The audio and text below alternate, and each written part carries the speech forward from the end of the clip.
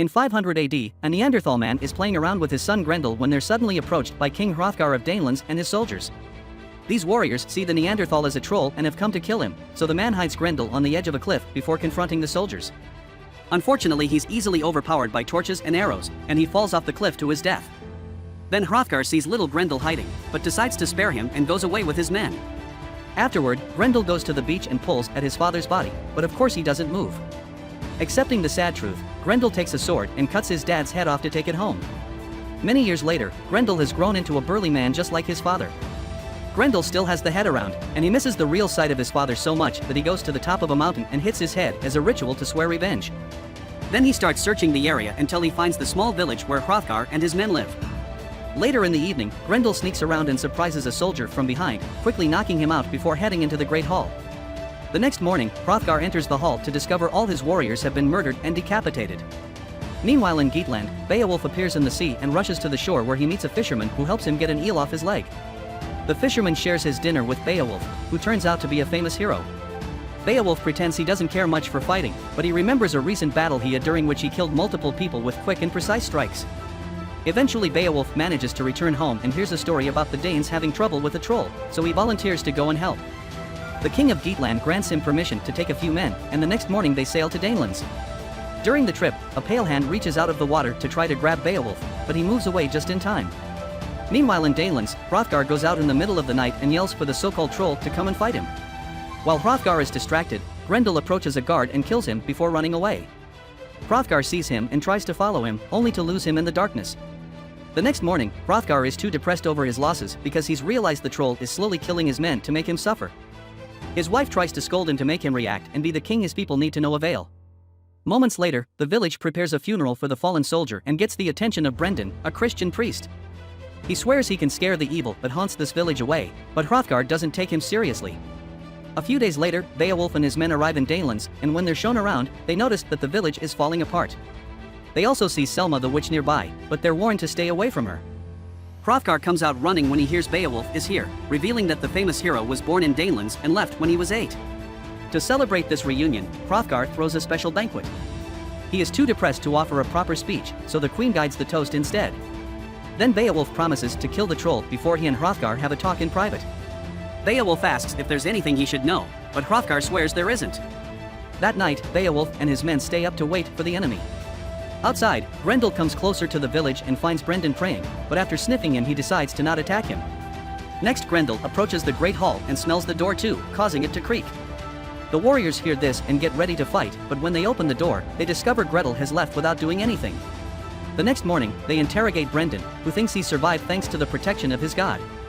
Afterward, Beowulf's group goes to explore the hills to look for the troll, and on their way up, they almost get hit by a trap made of wood and deer antlers. This makes them wonder if it's actually a troll because a trap proves intelligence. After lots of walking, they find a snowy area, which they can't cross without proper provisions and equipment, so they go back to the village. Meanwhile Grendel is having fun playing with the skulls of the people he's killed. Back in the village, the locals are so scared of the troll that they allow Brendan to baptize them to make them Christian, believing they could survive like he did if they're blessed. Hrothgar still prefers their traditional paganism, but he doesn't mind his people making a change if it means it'll improve morale and give them hope. Moments later, Beowulf goes to see Selma, who shares a prediction: the death of the troll will cost a lot to both Danelands and Geatland. She thinks they deserve it because of what the Danes did to the troll, but she doesn't share the whole story. Afterward, Beowulf goes to Hrothgar and asks a few questions to learn that the troll hasn't killed children, women, or old men, meaning it fights with a clean heart.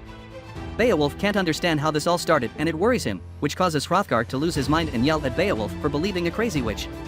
In the middle of the night, the warriors hear noises and rush outside to fight, but once again they don't see anything. After they go back inside, Grendel comes out of his hiding spot and runs away. The next day, Beowulf sees Hrothgar training with the sword and quickly giving up. He cuts in and challenges Hrothgar's opponent, defeating him in just a few quick moves as he teaches him that fear always has its place. Next, Beowulf asks Selma to read his future, but her ritual gets interrupted when they hear some weird noises. Beowulf rushes outside and sees Grendel running away, so he immediately gets on a horse and chases him to the mountains. Grendel climbs an area Beowulf can't reach and talks in his own language, but luckily Selma translates for him. It turns out Grendel won't attack Beowulf because he isn't Dane, and when Beowulf yells at him with insults to explain he was born here, Grendel just throws a few rocks at him and leaves. A confused Beowulf turns to Selma, who explains Grendel won't fight him because Beowulf did nothing wrong to him. On their way back, Beowulf demands to know why the troll was outside Selma's hut, so she explains that she actually likes Grendel because since he's around, men from the village don't come to take advantage of her anymore. Beowulf is shocked to hear the troll has a name, adding to the clues that don't add up. Afterward, Beowulf goes to see Hrothgar, explaining he thinks Grendel is waiting for him and his men to leave before attacking again. Hrothgar thinks the same thing and reveals he's been sick, so his fear finally makes him accept baptism from Brendan. Sometime later, Beowulf notices the local kids throwing rocks at a villager, accusing him of having brought the troll to them. Beowulf sends the children away and the man thanks him by offering to take him to the troll's cave.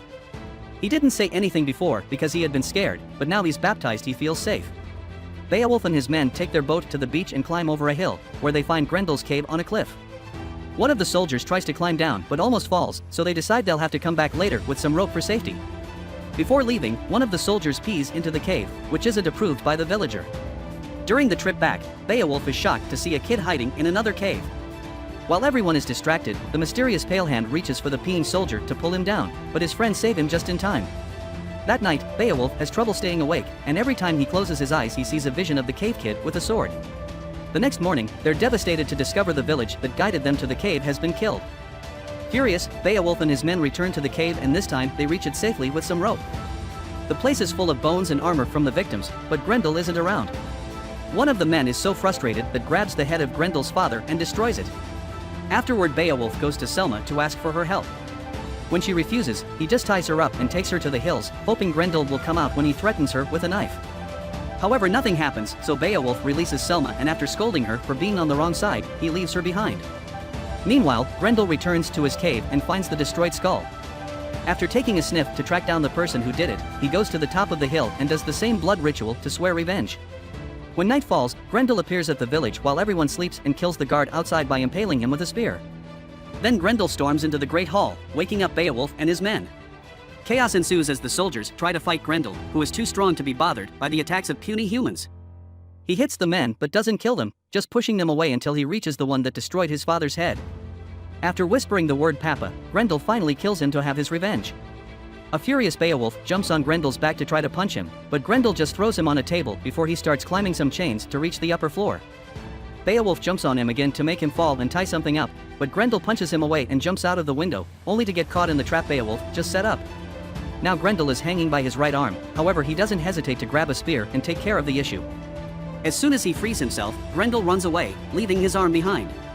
He bleeds all the way to the beach and enters the water, where he dies and is taken away by the Pale Hand. The next morning, Beowulf points out Grendel didn't do anything to his own until they touched his stuff, so he wants the truth from Hrothgar. The king admits he killed Grendel's father for stealing a fish and spared the son out of pity. Afterward, Beowulf and his men follow the trail of blood and discover it ends at the sea, so they accept Grendel is dead. That night, the village throws a party to celebrate Grendel's gone, and his arm is kept as a trophy. Beowulf leaves the party to visit Selma and realizes the witch is mourning for Grendel. Selma explains that one night, Grendel found her hut and used the chance to take advantage of her. Since that day, he never touched her again, but started protecting her against villagers. Beowulf decides to try to kiss Selma, but she slaps him as punishment for tying her up and using her as bait.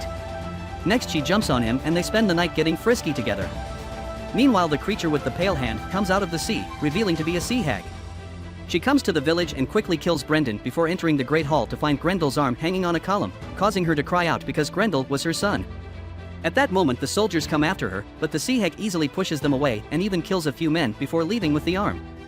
All this is seen by the mysterious kid from the cave, who rushes to tell Selma about it. Selma seems to know the child and takes him away before Beowulf can see him. The next morning, Hrothgar finds the massacre in the Great Hall and immediately yells for action. Beowulf and his men ride to the beach and find a man's head on a spear, causing them to swear revenge. They search the area and enter a cave that appears small at first, however Grendel notices it continues underwater. He takes off his armor and swims until he comes out on the other side of the cave, where he finds Grendel's dead body and a big pile of treasure. The sea hag immediately finds him and attacks him, quickly disarming him before throwing him on the floor to try to kill him.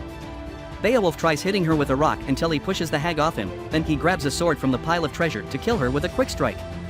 Suddenly he sees a shadow, but it's just the boy with the sword from his dream, and by watching him Beowulf finally realizes this kid is Grendel and Selma's child. Afterward Beowulf returns to the village, which is going through yet another funeral. It's time for him to leave, but first he visits Selma, pointing out he isn't like the others in hopes they could be together. Selma doesn't agree because he killed Grendel and created an orphan, so he isn't any different from Hrothgar. This causes Beowulf to put up a grave marker for Grendel to honor him, which the kid sees from afar. Later, while Beowulf sails back to his country with his men, he notices Selma and the child saying goodbye with a look.